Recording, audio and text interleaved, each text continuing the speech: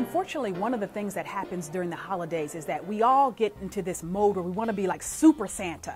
So you're at risk of maxing out your credit cards because you want to buy for your neighbor, your colleague on the job, your kids, your spouse, your best friend, and the list just goes on and on. One thing I always tell people to control their holiday spending and to avoid debt is to pay the right way. First and foremost, when you're out there shopping, you really should have a budget. You should know specifically, here's the amount of money that I can afford to spend in cash total on all the gifts that I have to buy. So if you know, for instance, that you have a $500 limit and you have 10 people to buy gifts for, then you know on average you should spend no more than $50 per gift. You should also be thinking about paying with cash because studies show that when people pay with plastic, with credit cards in particular, they tend to buy a lot more high-priced items and a lot more stuff. So to the extent that you can restrict your spending use to cash and or debit cards, you'll do a lot better and avoid holiday debt.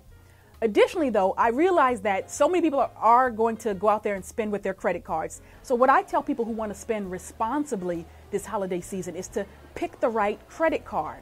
Now, first of all, if you are a very responsible user of credit and if you use your credit cards wisely, by all means, if you're going to pay off the merchandise that you charge within 1 month's time, then you should use a rewards credit card. Go ahead and get the miles and the points, the cashback bonuses, those kinds of perks that go along with your normal spending that you're going to do for the holidays anyway.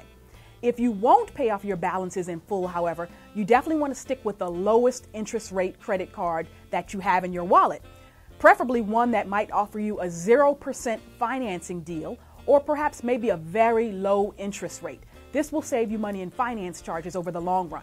And just remember, whatever credit card debt you rack up in 2012, you don't want to let that cause a debt hangover for you in 2013.